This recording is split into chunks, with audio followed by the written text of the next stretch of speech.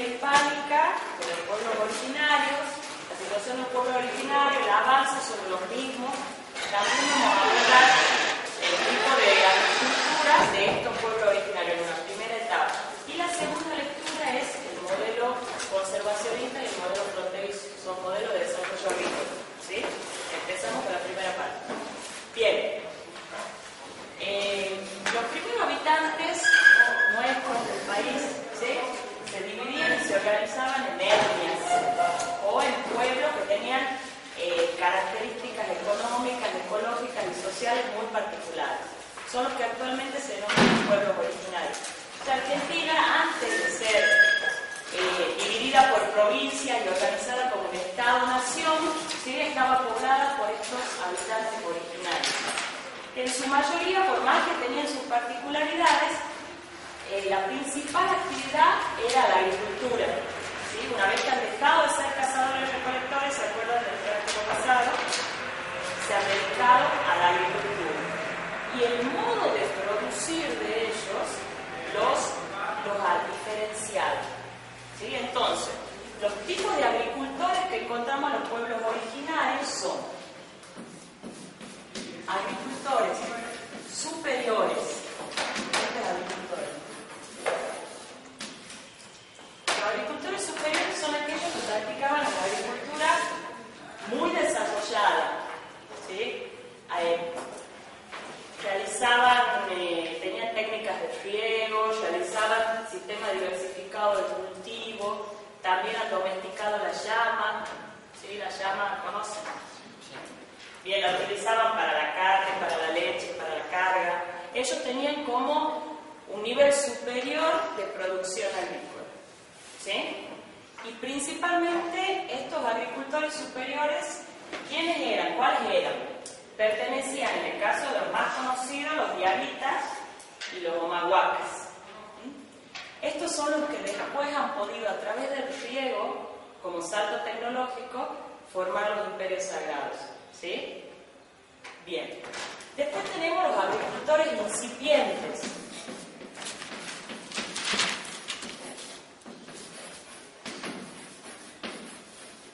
Los agricultores incipientes son aquellos que practicaban una agricultura muy simple, muy sencilla. ¿Sí? Este tipo de agricultura se basaba principalmente en el policultivo, que era la producción o la siembra de distintas especies, tipo asociación de cultivos que hablábamos, lo que conocimos principalmente, y también seguían dependiendo de la caza y la recolección. No eran 100% sedentarios como los superiores, que sedentarios es que están en un lugar fijo, sino que seguían de algún modo dependiendo de la caza y de la recolección. Este tipo de agricultores no han llegado a ser grandes organizaciones ni grandes imperios, solo han quedado en grupos o clanes más reducidos, lo que se ha conocido como la agricultura primitiva. ¿Sí? Estos eran los agricultores que tenían algo como, no tenían técnicas de riego, era algo como muy sencillo, muy simple. Y los ejemplos que tenemos de agricultores incipientes, por ejemplo, los guaraníes, ¿sí? Y los huarpes en la región de Cuyo. Bien, y después tenemos, por último,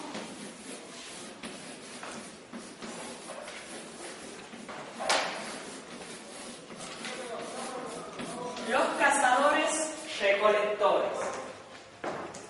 Estos cazadores recolectores también eran grupos étnicos que no se han sedentarizado, es decir, eran nómades. Se trasladaban de lugar a lugar, de zona a zona, en búsqueda de alimentos, se dedicaban a la pesca, a la caza, a la recolección de frutos silvestres, ¿sí? Y ellos estaban para las regiones del Chaco, para el noreste, ¿sí? Y para la zona sureña. Ejemplos de estos, por ejemplo, los guaycurúes en el Chaco, los mapuches, tehuelche, gonas, en el sur, más en el centro, los pampas, los ranqueles. Este tipo de productores, ¿sí? En realidad no se les puede llamar productores, sino el tipo de actividad que llevaban adelante estos grupos era de la caza y la recolección. ¿Sí? Este grupo va a ser interesante después en la historia de nuestro país, porque son los últimos que resisten la conquista conquista española, ¿sí? ¿Y por qué pueden resistir la conquista española? ¿Por qué pueden? Porque son nómadas, se van trasladando. Porque conocían muy bien los lugares, más allá de que tenían como un espíritu muy combativo, conocían mucho los lugares y podían ocultarse y resistir de otra manera. En cambio, los otros se conquistan primero porque ya estaban asentados en determinados lugares. ¿Sí? Bien. Ahora bien, cada uno de estos tipos de agricultores tiene sus diferencias.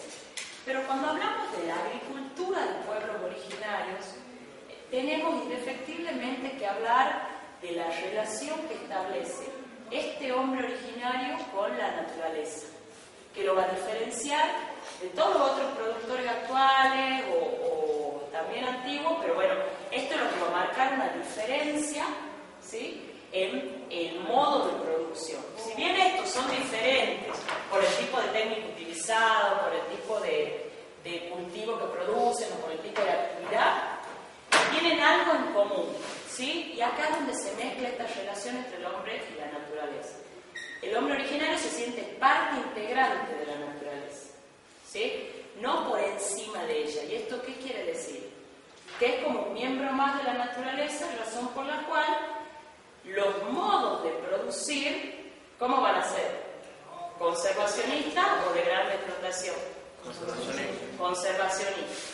¿Sí? Entonces, entendiendo cuál es la cosmovisión que tienen estos pueblos originarios, la cosmovisión es la forma de ver el mundo, de ver el todo, podemos entender el tipo de agricultura, ¿sí?, o el tipo de actividad. ¿Y qué características tiene esta agricultura? Primero, la adoración de la naturaleza, ¿sí? La adoración, no se lo vamos a anotar. Adoración de la naturaleza. Muchos de las plantas eran consideradas sagradas.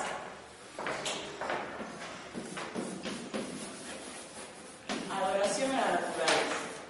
Por ejemplo, el maíz, que es un cultivo nuestro, de origen americano, era considerado una planta sagrada. ¿Sí? Ustedes se preguntarán, ¿pero por qué tenía el valor sagrado el maíz, por ejemplo? Y bueno, era porque tenía múltiples usos, ¿sí? Y al servir de alimento y sea tan nutritivo, era considerado como uno de los más importantes. Y por esta relación que tiene el hombre con la naturaleza es que los cultivos, las plantas y las cosas empiezan a tomar algún tinte sagrado. Por eso hay que cuidarlo y hay que valorarlo. Bueno, la quinoa también, profe. La quinoa también, sí, la quinoa también. La quinoa se considerada un cultivo sagrado por la importancia nutricional que ha tenido en ese momento, ¿sí?, y que tiene en la actualidad. ¿Conocen la quinoa, chicos? Sí. ¿No? Bueno, la quinoa es un falso cereal, se le dice así. A nosotros acá en la facultad nos van a enseñar como maleza después, la maratón, más adelante, pero es un cultivo que ha sido un cultivo andino de origen americano que ha sido utilizado y consumido por estos pueblos. Entonces, como tenía tanto valor energético nutricional, se lo consideraba sagrado. Esa era la relación que se establecía entre el hombre originario y la naturaleza, entendiendo la naturaleza como esto, no en este caso nuestro, el tema de los cultivos, pero así era con los cerros, con el agua, con las montañas, con la luna, el sol, tenía otro tipo de relación, ¿sí? Bien, otra característica que tiene la agricultura de los pueblos originarios es el respeto a todas las formas de vida.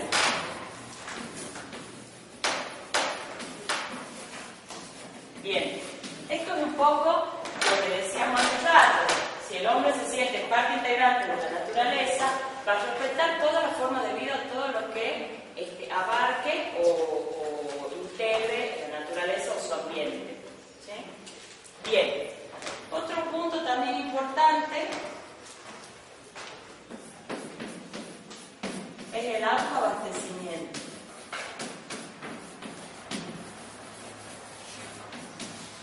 Bien, ¿qué quiere decir esto? Que el objetivo por el cual producían estos pueblos, ¿sí?, era para abastecer y para cubrir las las necesidades de las familias que conformaban la comunidad, ¿sí? Entonces, la producción organizaba la comunidad, ¿sí? No había un objetivo de venta. Entonces, ¿qué se hacía con la producción? Servía para autoconsumo, para autoabastecimiento, para intercambiar con comunidades vecinas, y esto garantizaba una estabilidad en la sociedad, ¿sí? No había venta, no había mercado, sino se regía por las condiciones más internas de cada pueblo, ¿sí? Bien, otra característica, hoy voy a poner trabajo comunitario y otros valores en realidad.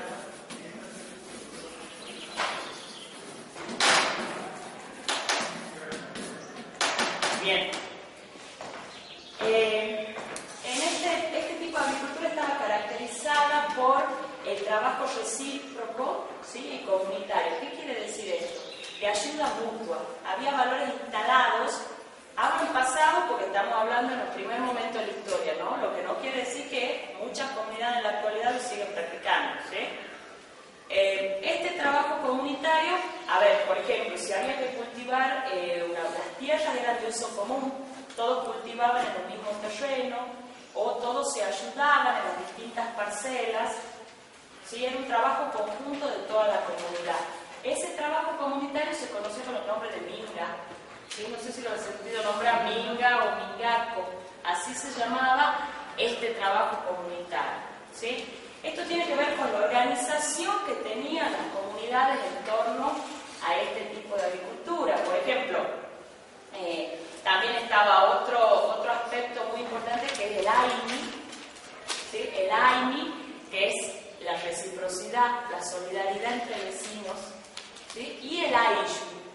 El AIYU es grupos de pobladores de la comunidad que se reconocen descendientes de un ancestro común, ¿sí? Entonces, así se dividían por grupos. Entonces, vamos a poner. Y la minga, que es el trabajo comunitario. Entonces, este tipo de tarea estaba empapada de estos valores, ¿sí? Que también los va a caracterizar como distintos a todos los productores que uno puede llegar después a conocer, ¿sí? Bien, después tenemos otro punto muy interesante que es el aprovechamiento y la preservación de los recursos. Aprovechamiento y preservación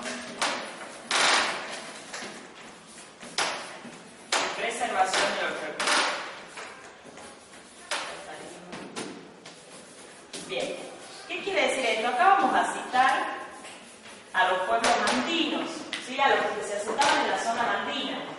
Los pueblos originarios de la región andina tenían un relieve muy complicado, ¿sí? Se asentaban en zonas de cerro, en zonas muy quebradas, de elevada pendiente, zonas muy altas también, con escasez de agua, ¿sí?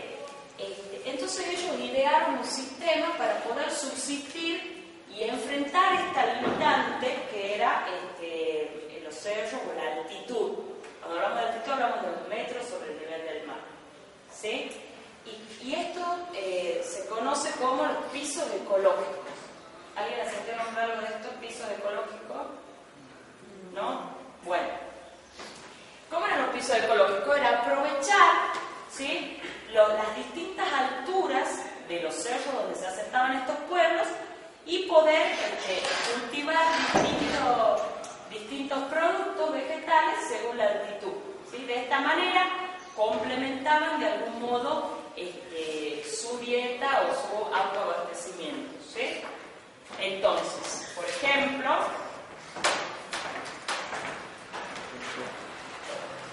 tenemos, a ver, de 0 metros al nivel del mar, por ejemplo, hasta los 2.500 metros sobre el nivel del mar, ¿qué se producía acá? Se producía, por ejemplo, zapallo, que son todos de origen americano, ¿no? Son todos nuestros estos cultivos. Zapallo, tomate, que el cultivo cultivo el anterior al tomate que conocemos nosotros, el salcha tomate, tomate árbol, así se llamaba, maíz. Bien, de los 2.500 metros a los 3.000 metros, ¿qué se cultivaba? ¿Cómo? Maíz, no, la papa es más alta, ¿sí? Maíz, y estos los cereales, quinoa, amaranto. De los 3.000 metros sobre el nivel del mar a los 3.800 metros, aquí están los tubérculos, ¿sí? Que incluso hay muchísimas variedades de papas andinas que se las conoce, que también tienen un aporte nutricional bastante interesante y que se sigue consumiendo, ¿sí? Principalmente en las zonas del altiplano, en la provincia de Jujuy, ¿sí? Son cultivos que sí se siguen llevando adelante. Entonces tenemos los tubérculos, por ejemplo la papa oca, la mashua, así, esos nombres tenían. Y por último, el último piso ecológico de los 3.800 metros a los 4.500, por ejemplo, o más, en algunas zonas ya más de cuna, por así decirlo, ¿se puede cultivar en esa altura o no? No, el se pimiento. empieza a complicar. No, el pimiento es de estas zonas, de las más bajas. ¿Sí? Como se dificulta mucho, ¿sí? Porque son zonas muy frías, muy altas, muy ventosas y con escasa disponibilidad de agua, este tipo en este último piso ecológico se lo destinamos para campos de pastoreo. ¿Sí? Entonces acá se complementaba con la producción animal. Campo de pastoreo. Entonces, a partir de estos pisos ecológicos, es que pueden estos pueblos complementar, ¿sí? Y poder garantizar una alimentación completa de sus habitantes. ¿Está? Bien. Ahora bien, ¿cómo eran las prácticas agrícolas concretas de estos pueblos? Si bien, y haciendo un poco viniéndonos un poco más para adelante, si nos ponemos a pensar, había muchas prácticas de este tipo, como acabamos de describir acá, de los pisos ecológicos, como así también aspectos que han ido incorporando, ¿sí? A través de la historia, ¿sí? Estos pueblos. Entonces, mucho tiene que ver, las prácticas agrícolas tienen que ver con la agricultura tradicional, ¿sí? Ese tema ya manejan ustedes. Algunas técnicas que son saberes ancestrales y innatos del lugar, ¿sí? Que tienen que ver con esto que veníamos hablando, de las características de la agricultura y demás, y los saberes que incorporan estos pueblos posteriores a los procesos de conquista, ¿sí? A ver, un ejemplo, los pueblos diaguitas, nuestras comunidades diaguitas, han tenido una primera conquista con la llegada de los incas, ¿sí? Desde el Alto Perú, que llegan alrededor de 1480 a nuestra zona, ¿sí? Y los incas también vienen con una impronta de conquista mucho más pacífica, obviamente, que los españoles, pero vienen también a imponer sus conocimientos, sus creencias, sus conocimientos, ¿sí? Entonces, nuestros pueblos han incorporado primero este saber inca y después los procesos, a partir de la conquista española, lo que han podido adquirir también de conocimientos a través de los españoles. Entonces, por ejemplo, si un cultivo típico o un saber ancestral, el tipo de cultivo es la quinoa, un aspecto incorporado puede llegar a ser lo que producen hoy. Muchos de los pueblos originarios de hoy producen pastura, árboles frutales, que nada tienen que ver en realidad con los cultivos iniciales que ellos practicaban, pero eso es un saber incorporado, ¿sí? Que no se lo puede negar, es algo como que está en la actualidad y hay que trabajar con eso seguramente. A ver, por ejemplo, esto que yo les contaba, la crianza animal, un saber ancestral era la domesticación o la cría de la llama, ¿sí? Y un aspecto incorporado, ¿cuál puede ser? con respecto a la crianza animal. Cabras, ganado caprino, la avicultura, ¿sí? Ganado vacuno. En la zona de Tafí del Valle, muchas comunidades producen, o sea, crían vacas para producir queso. ¿Sí? En la zona de Tafí, en la zona más alta, pero en la zona del Valle de Calchaquí, los productores comuneros que crían animales, crían cabras. Entonces es un aspecto incorporado, porque no eran animales nuestros, de nuestro origen autóctono. ¿Sí? A ver, por ejemplo, esto del control de plagas, o un manejo natural que se hacía con cultivos trampa, o con siembras más densas, o con preservar los enemigos naturales de las plagas. El aspecto incorporado es la utilización de productos químicos.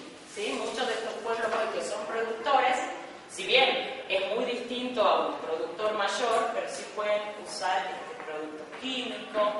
Con respecto, por ejemplo, a la asistencia técnica, antes no había asistencia técnica, sino que había un saber ancestral propio de la experiencia en cada lugar, cada pueblo, y un aspecto incorporado o saber incorporado puede llegar a ser el que le aporten los técnicos a este tipo de grupos. ¿Sí?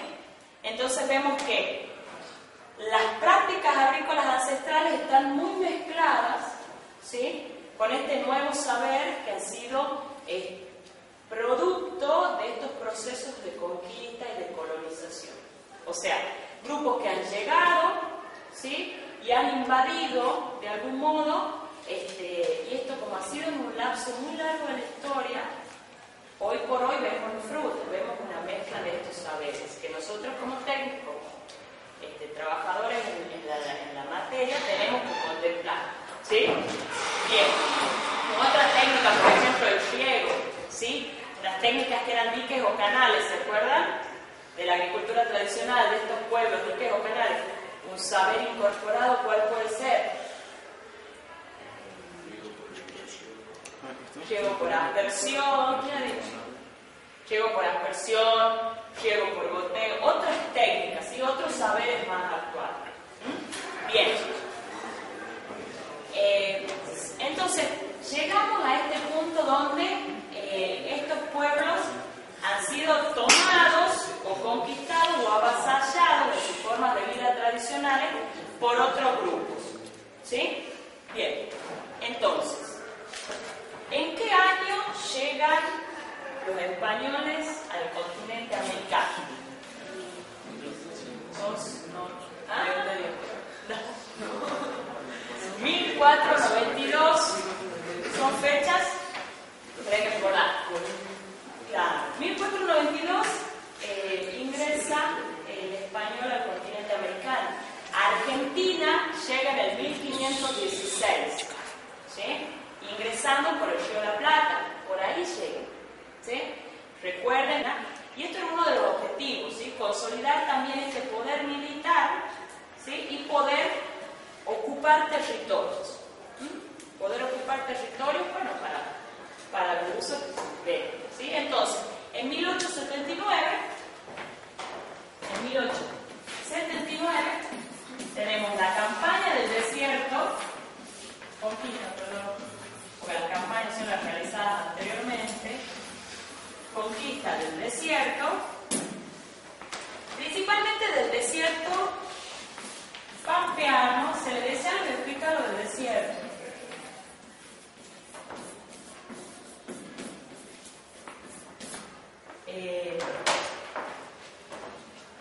¿Por qué?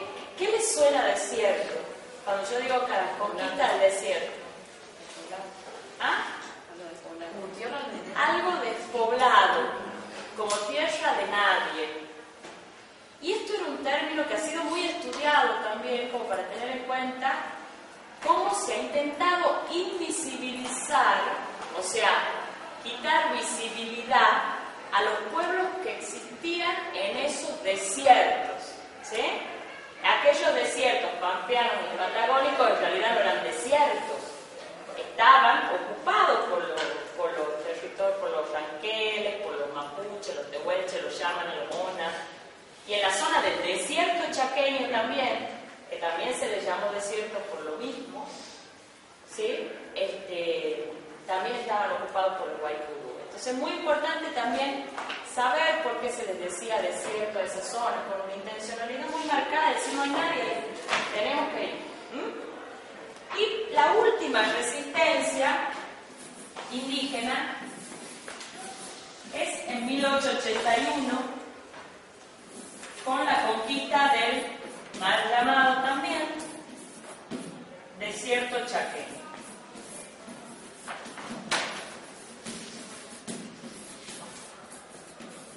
Bien, entonces hasta 1881 hay resistencias todavía indígenas, ¿sí? Pero ¿qué pasaba? Pese a que muchas de las crónicas o las historias nos han enseñado que estos pueblos han sido eliminados y aniquilados, ¿sí? Hoy por entonces uno se dice, pero ¿por qué hoy hay pueblos originarios, hay comunidades indígenas? ¿Qué está pasando? ¿Sí? Y esto tiene que ver con que nada ha sido al 100%, ¿sí? Hay pueblos que hoy en la actualidad se reconocen descendientes de indígenas, de estas etnias que venimos hablando, de los diaguitas, de los mapuches, actualmente, y el Estado los reconoce, ¿sí? Los reconoce como tal, les ha dado derechos, los ha incluido en esta Constitución, como parte del Estado argentino y que preexisten al Estado, o sea que existían antes del Estado. Entonces, este tipo de pueblos que hoy operan en la actualidad, que funcionan, digamos, por ejemplo, están organizados, están los Collas, en la zona de Salta y Jujuy, en la zona nuestra de Tucumán tenemos 16 comunidades indígenas organizadas, que están en el Valle Calchaquí, en el Valle Tafí, en el departamento Lule, y está también en el Valle Tranca. Tenemos los mapuches que también están organizados, y así hay numerosas comunidades indígenas que se reconocen descendientes de pueblos originarios y que muchos de estos replican en sus prácticas cotidianas las formas de producción, estas condiciones, estas características o esta relación que hay entre el hombre y la naturaleza. ¿Por qué es interesante saber esto? Porque el día de mañana, cuando uno trabaje, ¿sí? en el campo o trabaje con la gente en materia de extensión rural, por ejemplo, se puede llegar a encontrar con este tipo de productores, ¿sí? Que no son campesinos rurales, sino son productores indígenas. Razón por la cual muchos saberes, si bien tienen saberes incorporados, fruto de todos estos procesos, guardan también muy adentro esta cuestión de las prácticas ancestrales y la relación con la naturaleza. ¿Está? Bien, ¿dudas sobre esta parte? ¿No? Bien. Esta segunda parte es sobre los modelos de desarrollo agrícola, ¿sí? Los modelos de desarrollo agrícola y de extensión rural. ¿Sí? Esta lectura completa les va, o sea, esto, la parte de modelo conservacionista y modelo fronterizo, lo que vamos a ver ahora, ¿sí? Pero a lo largo de los siguientes prácticos van a seguir viendo los distintos modelos. Este tipo de estos modelos son propuestos por el economista Bernard Rutan, ¿sí? Que ha dicho, bueno, según el momento histórico, ¿sí? En el país y en el mundo, es que se puede clasificar un modelo de desarrollo agrícola, ¿sí? Entonces divide en modelos conservacionista, modelo fronterizo, el modelo de impacto urbano industrial, el modelo de insumos de alto crédito y el modelo de innovación inclusiva, ¿sí? Ahora vamos a ver estos dos, el conservacionista y el fronterizo. Entonces, según el momento histórico del mundo, el marco, la situación mundial y el marco nacional, en el caso puntual de Argentina, es que la agricultura se va a caracterizar, ¿sí? Bien. El modelo conservacionista es un poco lo que veníamos hablando anteriormente. Lo podemos considerar hasta más o menos 1810, ¿sí? Entonces era un modelo que estaba caracterizado por qué tipo de producción. Por una producción de autoabastecimiento, ¿sí? De intercambios locales, donde el mercado no ocupaba un lugar tan primordial, pero donde se realizaban actividades, había una sociedad colonial, ¿sí? Seguían todos estos procesos en el modelo conservacionista, los ejemplos son las comunidades extrapampeanas, ¿sí? Las nuestras, las zonas del norte, los pueblos andinos que llevaban adelante un modelo conservacionista. Ahora bien, este modelo fronterizo, el segundo, ¿por qué se llamó fronterizo? Por el avance de la frontera agrícola, ¿sí?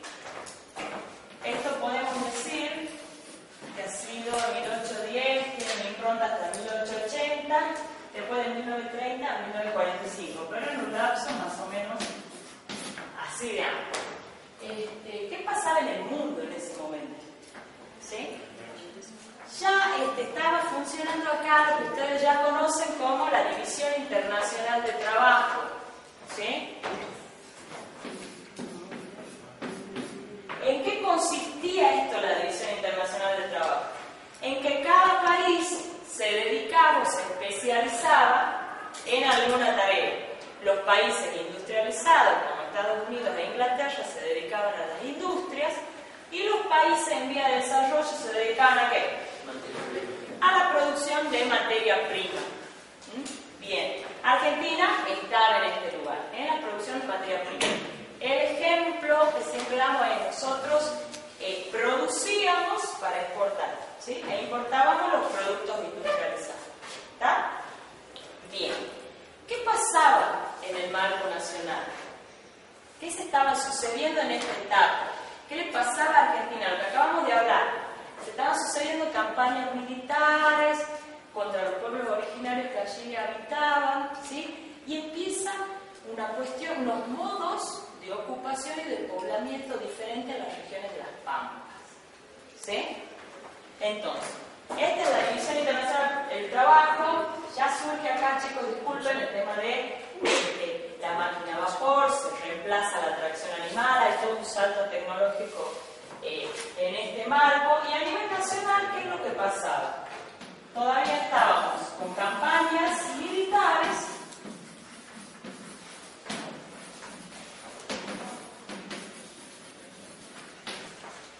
y con un sistema de ocupación territorial.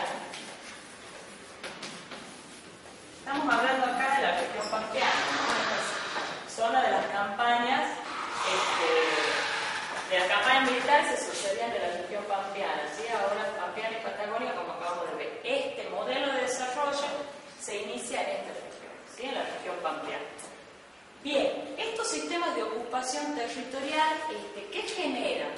¿Sí? Generan distintas, empiezan a dividir las regiones, ¿sí? Según el tipo de productores que se asientan y según la actividad que realizan, ¿sí?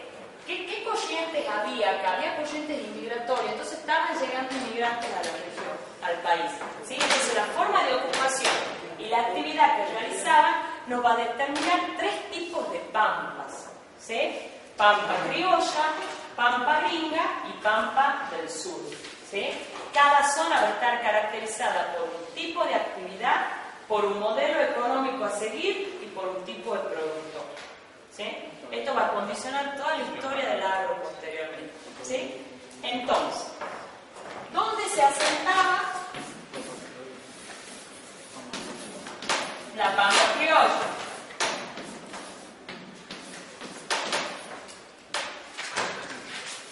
En el este y en el norte de Buenos Aires. Era una zona que estaba, la zona de mejores tierras, ¿sí? Donde había praderas naturales, muy cercana a los puertos, donde se ha podido producir, ¿sí? Donde se ha dedicado, esta gente se ha dedicado a la exportación de tasajo, ¿sí? El tasajo que era la carne salada que se exportaba para los pescados caribeños, ¿sí? Entonces, ¿qué actividad se realizaba acá? La exportación de tasajo, por ejemplo. Había praderas naturales, el ambiente estaba muy apto para la expansión agrícola. ¿Qué tipo de productores había acá? Latifundistas, ¿sí? Tipo de productores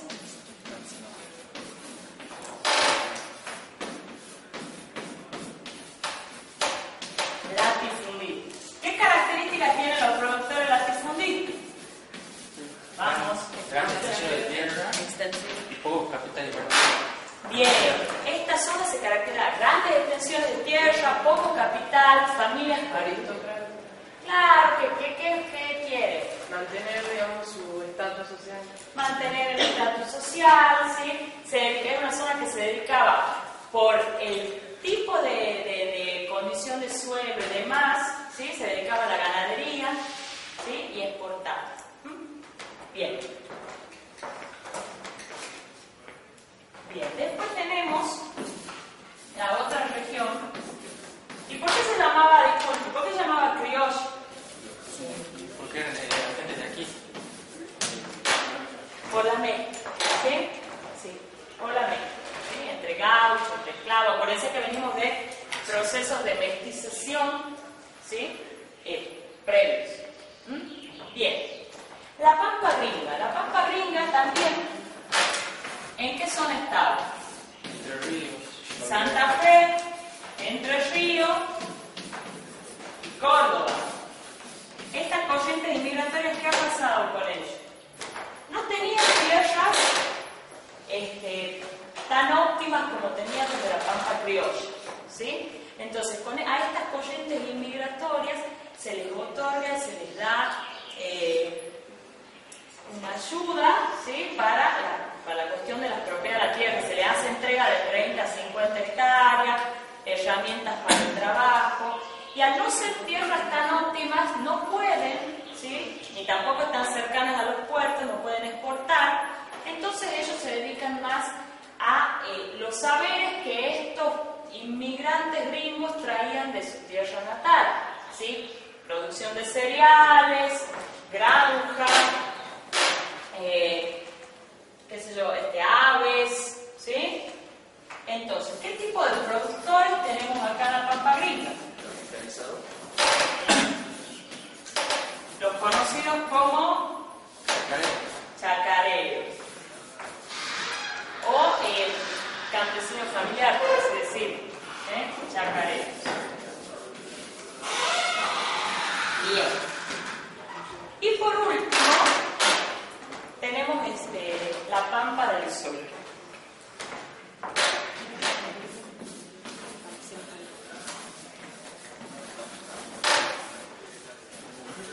Esto ha sido en la zona oeste y sur de Buenos Aires. A esta altura de la historia ya muchas tierras estaban entregadas, ¿sí? ¿Se acuerdan que yo les había dicho que este era un proceso que más allá de las conquistas también había una cuestión de ocupación territorial, ¿sí? Entonces ya la mayoría de las tierras de esos sectores estaban entregadas, ¿sí? Cuando llegan estos productores de la Pampa del Sur, se les da en arriendo, ¿sí? Se les otorga en arriendo las tierras determinadas. Y no, este tipo de tierras que se les entregan a estos productores inmigrantes no eran óptimas, no tenían ninguna condición, ¿sí? Entonces, se les entrega en arriendo, o sea que alquilaban, debían pagar por esas tierras a latifundistas, ¿sí? A otros que ya eran supuestamente dueños de la tierra, y a los que no se les había, a los que eran dueños de la tierra, ¿sí? A los que supuestamente eran dueños de la tierra, ellos les entregan en arriendo o alquiler estas tierras pobres, con la condición que siembren alfalfa, lino, ¿sí? Y después les vuelvan a entregar al cabo de 3 años la tierra ya recuperada, ¿sí? ¿Qué tipo de productores teníamos acá? ¿Chacareros qué? ¿Ricos? Chacareros pobres.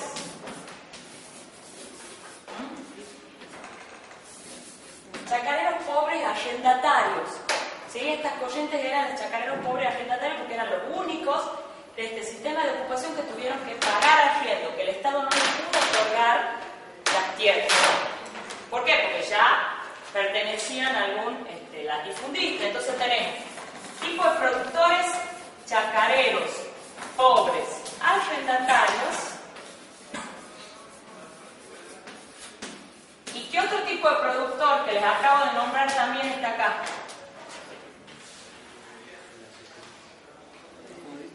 Latifundista, estancieros latifundistas. ¿Sí? Siguen estando estando acá, que son aquellos de poder militar que a través de las campañas y las conquistas les han otorgado en premio por distintas leyes las tierras.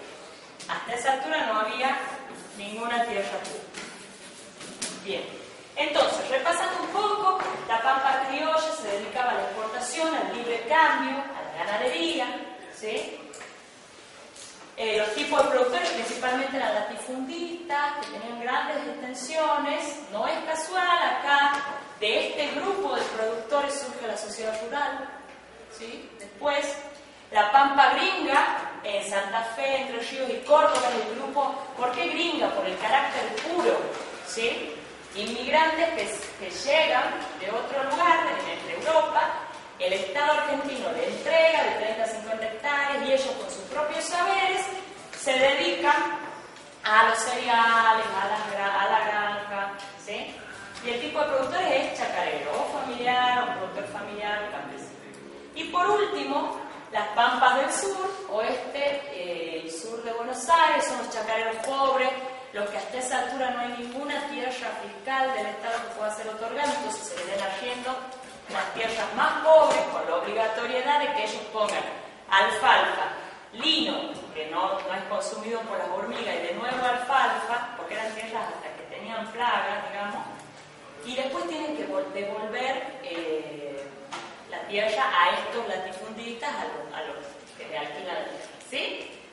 No es casual tampoco que de este grupo de productores surge la Federación Agraria Argentina, ¿sí? Entonces, ¿cómo de algún modo el modelo de ocupación de las pampas del país ha condicionado los grupos de productores y los movimientos agrarios, acá Sociedad Rural, acá la Federación Agraria Argentina, y cómo también la actividad ha ido variando, ¿sí? Ha ido variando en las distintas zonas.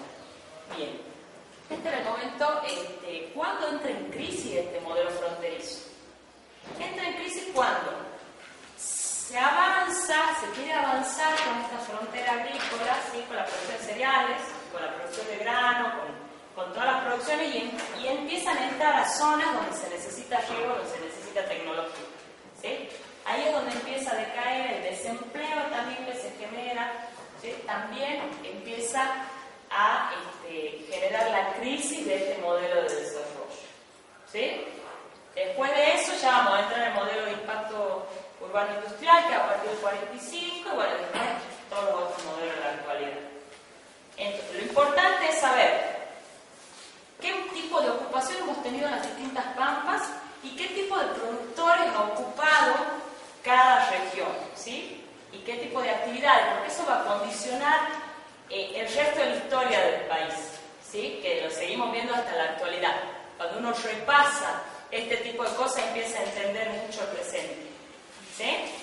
Bien, ¿dudas sobre esto? Un dato: los videos que acompañan y complementan esta clase son Patagonia Rebelde, Pueblos Originarios de Canal Encuentro capítulo 0 y Campaña del Desierto de Canal Encuentro.